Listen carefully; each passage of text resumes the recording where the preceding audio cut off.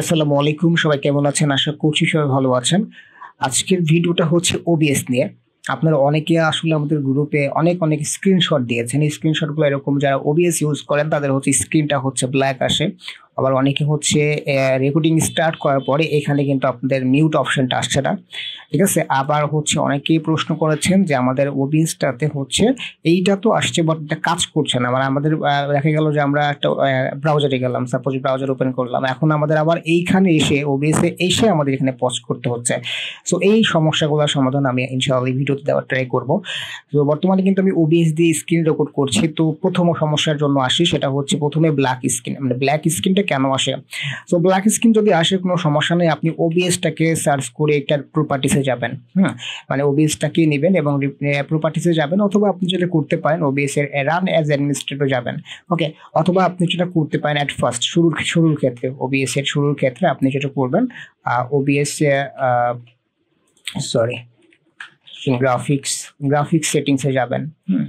Graphics সেটিংসে যাওয়ার পর ডেস্কটপ অ্যাপ এটা অবশ্যই সিলেক্ট থাকবে। ব্রাউজ এখানে ক্লিক করবেন। ক্লিক করার পর এখান থেকে প্রোগ্রাম ফাইলসে যাবেন। এরপরে হচ্ছে আপনি এখান থেকে আপনার ওবিএস এর যে ফোল্ডারটি সেটা পাবেন। এখানে ম্যান বিনে যাবেন। যাওয়ার পরে 64 বিটস, এরপরে দেখবেন ওবিএস যে 64 অ্যাপ্লিকেশন রয়েছে সেটাকে জাস্ট অ্যাড করে দিবেন।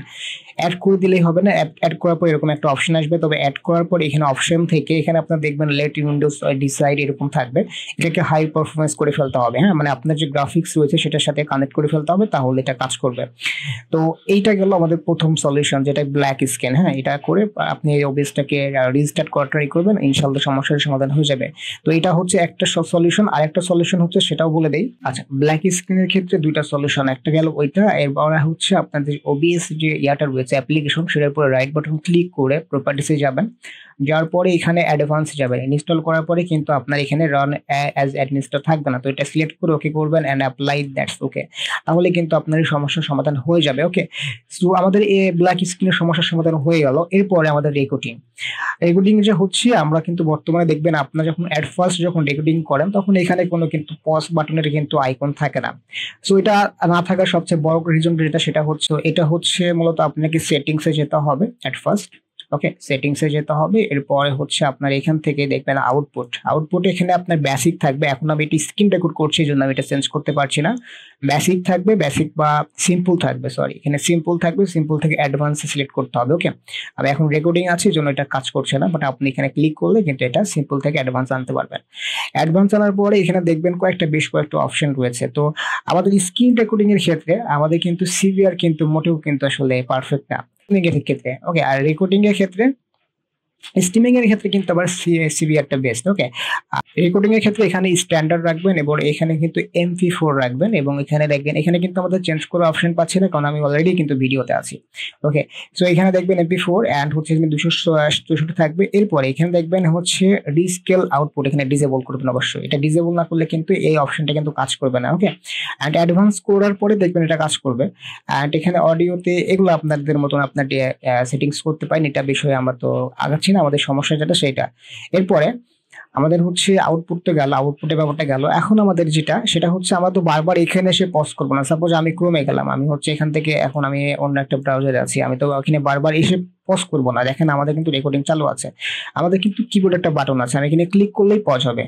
ওকে, সো আমরা কিন্তু পজ করেছি, আমার কিবোর্ড থেকে এটা ক্লিক করলে আমাদের কিন্তু পজ হচ্ছে। ওকে, সো পজটা আপনারা বুঝতে পারছেন না, রাইট? আমি একটু আপনাকে এটা দেখাই। এখান থেকে এটা সরাসরি পজ করা যাবে, অথবা কিবোর্ডে শর্ট কি বার ক্লিক করার জন্য সেটিংসে যাবেন এবং হট কিতে যাবেন। এরপর দেখেন আমাদের রেকর্ডিং স্টার্ট করার জন্য F1 এবং আমার রেকর্ডিং পজ করার জন্য এইটা দিয়ে রেখেছি। আপনি কিবোর্ড থেকে এখানে যদি এটা 1 ক্লিক করেন তাহলে এটা সেভ হয়ে যাবে। আমাদের এটা সেভ করা আছে, তার মানে এটা ক্লিক করার কারণে কিন্তু এটা দিয়ে আমাদের হট কি একটা সেভ হয়ে আছে, যে আমি পজ করতে চাই, এটা ক্লিক করলে পজ হয়ে যাবে। ওকে, সো আই থিঙ্ক এই প্রবলেমগুলো সলভ হয়ে গেছে। আরেকটা ব্যাপার, সেটা হচ্ছে আপনাদের গ্রাফিক সেটিংস প্লাস হচ্ছে আপনার ওবিএস এর যে অ্যাডমিনিস্ট্রেটর, সেটা সিলেক্ট করার পর অবশ্যই কিন্তু এখানে ডিসপ্লে ক্যাপচারটা আনবেন। এখানে কিন্তু কিছুই থাকবে না, এখানে ক্লিক করলে কিন্তু অনেক অপশন আসে। তো এখান থেকে অবশ্যই কিন্তু আপনি এই ডিসপ্লে ক্যাপচারটাকে ইনেবল করে নেবেন। আপনি যখন গেম ক্যাপচার করবেন তখন গেমের ক্ষেত্রে, তো আমি যেহেতু স্ক্রিন রেকর্ড করার ক্ষেত্রে আমাদের ডিসপ্লে ক্যাপচারটা কিন্তু ইনেবল করে রাখতে হবে। ওকে, সো আমি এটা ইনেবল করে নিয়েছি। I think. আর এটা আপনাদের এটাও একটু অ্যাডভান্স বলে দিই, সেটা হচ্ছে আপনাদের এটা হচ্ছে ডিভাইসের অডিওটা আপনি কম বেশি করতে পারবেন, অ্যান্ড হচ্ছে এটা আপনার মাইকের যে অডিওটা যেটা আমি কথা বলছি সেটা আমি এখান থেকে কম বেশি করতে পারবো। অর্থাৎ আমি এখানে কিন্তু আমার নর্মালটাই দেওয়া আছে, আমি যদি এটা কমাই তাহলে কিন্তু আমাদের কমটা আসবে, মানে সাউন্ড একটু কমে আসবে, ওকে, মাইনাসের দিকে গেলে, ওকে। তো এইগুলো এই ছিল আমাদের হচ্ছে ওবিএস সম্পর্কিত আসলে ভিডিও। যারা হচ্ছে এই সমস্যার জন্য অনেক অনেক আমাদেরকে মেসেজ দিচ্ছিলেন যে ভাই এই প্রবলেমটা সলভ করে দেন। তো এইটাই ছিল আসলে সেইটার মূল সমাধান, ওকে। তো এরপরেও যারা হচ্ছে সমস্যার সমাধান করতে পারছেন না, তারা যেটা করতে পারেন, আমাদের এখানে কিন্তু সরাসরি আমাদের সাথে যোগাযোগ করার জন্য সবকিছু দেওয়া আছে, ওকে।